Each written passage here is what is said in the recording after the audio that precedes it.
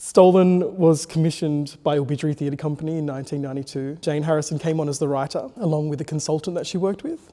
And the idea was to create not just telling the idea of one story, but telling the stories of so many children who were removed from their families over generations. The play was taken from testimonials and kind of became this non-linear narrative that we tell the story of 5 children, but really they're telling the story of an infinite number of children.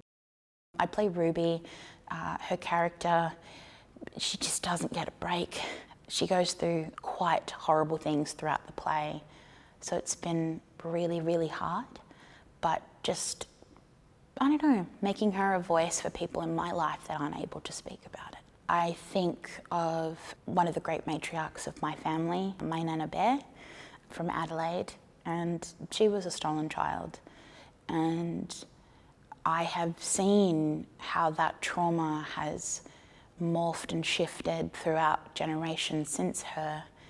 And I think I'm able to draw upon that, the stories that she told me. It's so sad that there are still so many people who were or are of the stolen generation that have never got to reveal their truth and to actually speak about what happened to them and to fully heal. And that's why I think this play is so important, is we get to amplify their voices, especially for people who can't even say that out loud. That's why it's really important to me. And I think that's why art is so important. It's a way to express our deepest traumas and hurts. This is a whole hour and a half of just straight up truth telling. We lock you in a room, you watch this, and hopefully you learn, and you will never fully understand, but you get an inkling of understanding.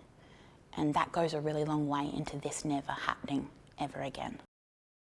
Jane has a quote that I'll try and get right. It talks about the idea of audiences coming to see the play, and in the hope that we acknowledge and have an understanding that this play is part of us all, and not just our history and our past, but also our present.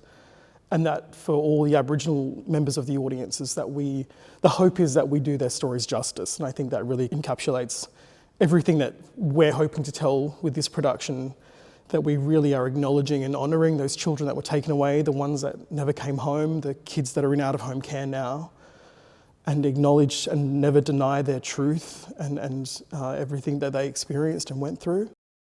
I'm working with 5 of the most incredibly gifted, committed, hard-working actors. We have got Megan Wilding, Jaron Andy, Stephanie Somerville, Mackie Cooper, and Kartanya Maynard. There are a few kind of lighter moments within the scripts, but we're really just wanting to infuse them with all of the love that they deserve and all of the hope and all the possibility for us as the makers of it, but also for the characters, so that we can really lean into the darkness and the traumas and the truths of everything. But also for these 5 actors who are committing to it so deeply that they are able to carry that love with each other and for each other too. I really, really, really want people to come and see this play.